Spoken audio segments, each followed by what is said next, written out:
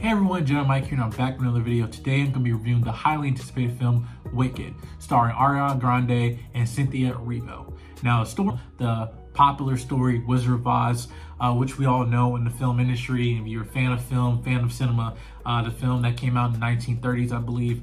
This was a very, very popular IP, and this is separate from the original story of Wizard of Oz, and this film is based off the musical. With this film, I am frankly familiar with the story of Wizard of Oz, but I wasn't that familiar with the story of Wicked. I knew the basic plot of it, but I actually never witnessed the musical in person, starring, Idina Menzel as well. I never had a chance to actually see the play. But I know other adaptations as well, such as The Wiz and other properties as well. But this film, I had a lot of anticipation with. This film went through massive delays, went through a lot of basically production hell, to be honest with you. And I can tell you, as I saw this film, or at least a tease of this film in CinemaCon back in Las Vegas, this was a very emotional process that the actors and directors were going through making this project. And to see the final product, I gotta tell you, this film blow all my expectations out the window. This film was a beautiful masterpiece, to be honest with you. Probably one of the best films this year. Definitely getting award consideration down the line for next year, for hair, for makeup, for set design, along with the vocal performances of the two stars of this film, Ariana Grande and Cynthia Erivo. I gotta tell you that this film took me down to a journey of these characters, of these icons that we all know and love, throughout history, but now we're seeing them through a different lens and different perspective, which is what the story of Wicked is centered around, of seeing a different side of the Wicked Witch that you really didn't know before. It actually makes the story of Wizard of Oz even better, because you're seeing things through a different lens with all of these famous characters and stuff. Now, this takes place before the story of Wizard of Oz, but definitely your seeds are being planted as you're seeing this film, and as well as characters that we find out throughout this film as well. Now, this is part one of part two of Wicked, which part two will be coming out next year in November of 2025, and this is part one. But I can say, as someone who watches films that have been split into two parts and stuff, as a singular film, judge it on its own basis, this was a solid film. Not only just because of the music, but really the story, the performances. Honestly, as mentioned previously, Cynthia Erivo, she owns this role, and you can definitely see just her evolution of this character that she embodies from the beginning of this film to the end. But also, that's not taken lightly, because you also have to have the beautiful chemistry she has with Ariana Grande playing Galinda, who later becomes Glinda, the Good Witch. And I felt like this film definitely centered around their relationship, and it was the strength of it, not only just with their music, but just their chemistry. To anybody who just kind of felt gravitated to these characters, you could easily, on paper might find, hey, this might be not interesting, but in terms of performance, they take these characters to a completely different level.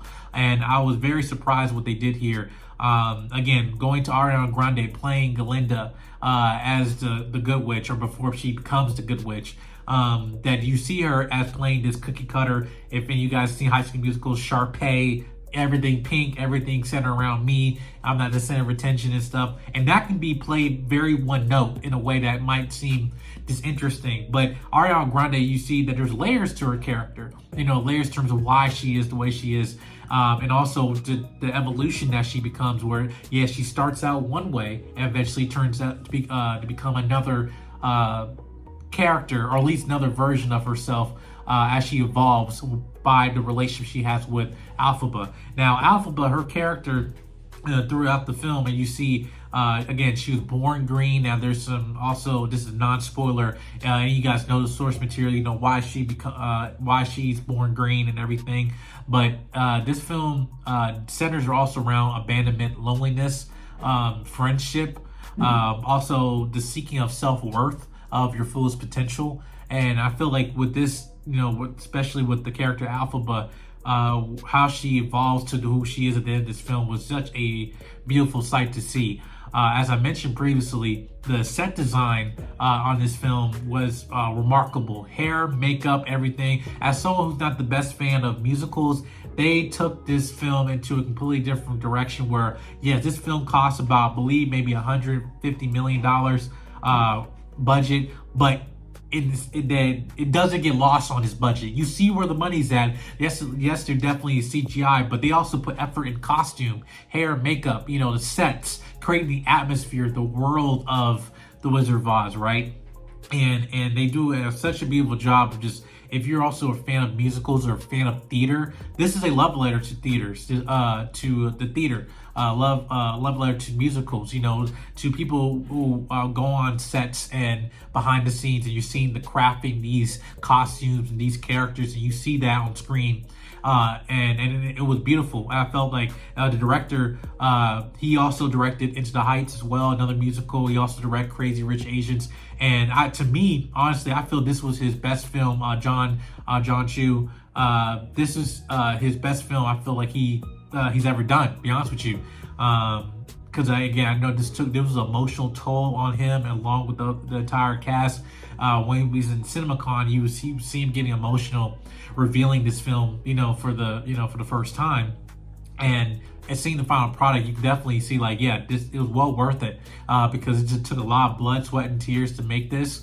And you see it, and this is also a film that requires you to be at the theaters. The question we always have today is, do I have to wait for this film to come in streaming or anything like that? And the answer is no. Go see this film in the theaters. I saw this film in Adobe Cinema screening with pictures, the best pictures possible. If you're able to see this in 4DX, even possible, go do that. Because again, I think that this film is an event.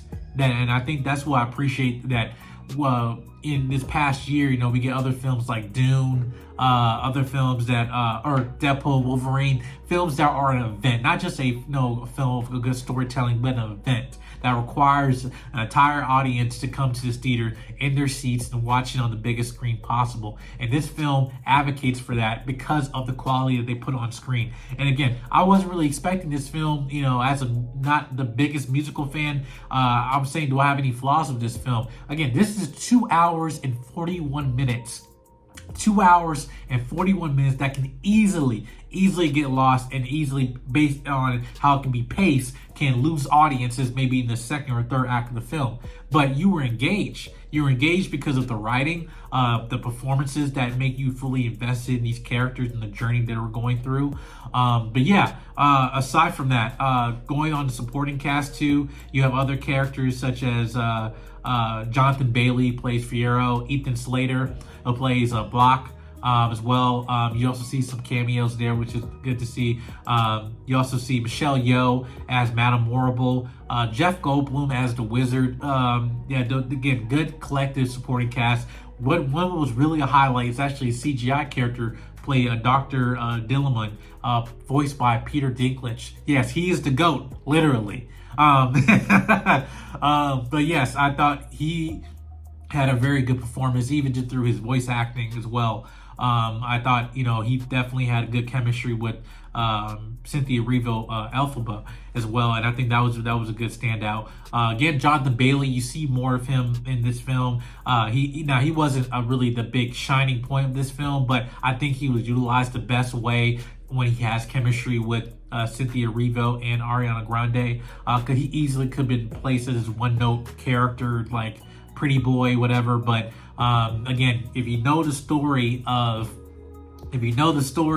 Wicked, again, he plays a pivotal part along with Ethan Slater, who plays Bach. But yeah, they both do a good job. Again, just setting, like, they make their presence on screen, and they definitely have influence in terms of things that are going to be leading into the second part. And I love how, in terms of the direction that the seeds that they plant in terms of who these characters are going to be, what they become. But again, going back to Cynthia Erivo, this was her shining film. Again, Ariana Grande, and I want to also give equal credit to both of them too, because again, I think one could not have been good without the other. Both of them, I think, relied on each other, and you see that through not only the interviews that they've been doing for press for this film, but just in this performance. There's one scene where no dialogue is being mentioned whatsoever, but you're seeing them relying on each other in terms of their performances and in their face acting. It is a scene where they're relying on each other, involves them, but no dialogue, just their performance and their and just the beautiful soundtrack of this film being played. It is very, very powerful. I think this is a good also film for just women. The value of friendship, also just for people in general too, understanding that seeing things from a different perspective, that sometimes we misjudge people. We have to have a preconceived notion about people because of their differences, and sometimes also in situations of where they weren't born in these situations to begin with, right? Cynthia Alphaba wasn't born green, right? And she didn't choose that, which all of us we can relate in some way, where sometimes we didn't, who might have birth deficiencies, whatever, physically, and growing up as a child, like there's some situations where we didn't choose our condition, and we've been picked on, and because of our childhood traumas, end up dictating the choices either for our benefit or our detriment. And you've seen that with Alphaba as she's grown in her confidence. And one thing in terms of the voice, the singing performances in this film, this is a musical. There is a number of musical numbers in this film, a lot of them, but I think it's paced very well. But again, my favorite one, which is the final one in the third act of the film, which you'll see, that involves Cynthia Erivo. And again, that was just a very powerful scene. In visual effects wise too, they have balance of practical effects and also CGI as well, but not at a point where it gets distracting. You just invested, and I was pleasantly surprised. Anybody who have any apprehensions of this film, I guarantee you, if you are a Wizard of Oz fan, you're going to enjoy this film. If you're not a musical person and you just like good storytelling and a good decent time at the theaters, you're gonna have a great weekend when you go see this in theaters in November 22nd. This is an event, and I'm happy to see how this film going to be received by audiences, but also the cultural impact this film makes. I think that's the biggest thing I feel that this film is gonna triumph in terms of its longevity in the cinema. I think this film has a statement to be made, and I think a statement that we need as a culture, honestly. And I think this revamps the movie-going experiences along with other films this past year. But yeah, go see Wicked. Go see Wicked in the biggest screen possible this weekend, November 22nd. Make sure you guys go see this film and go also bring your entire family and enjoy this amazing experience. Anyway, I'll see you guys in the next video. Make sure you guys subscribe to the channel, and I'll see you guys in the next video. Peace.